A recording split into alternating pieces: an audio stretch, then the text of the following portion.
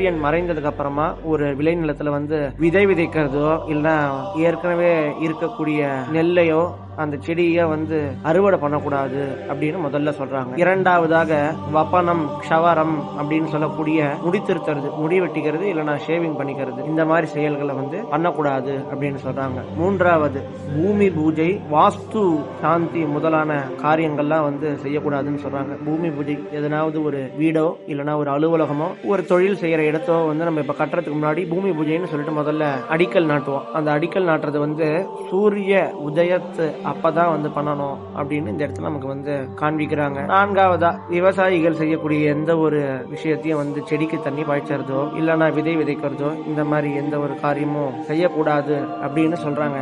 ஏன் அப்படின்னா இதனால நமக்கு கெடுதல் ஏற்படும். நம்ம வீட்டுல இருக்கக்கூடிய மகாலட்சுமி நித்திய வாசம்னு சொல்லக்கூடிய நிரந்தரமா இல்லாம மகாலட்சுமி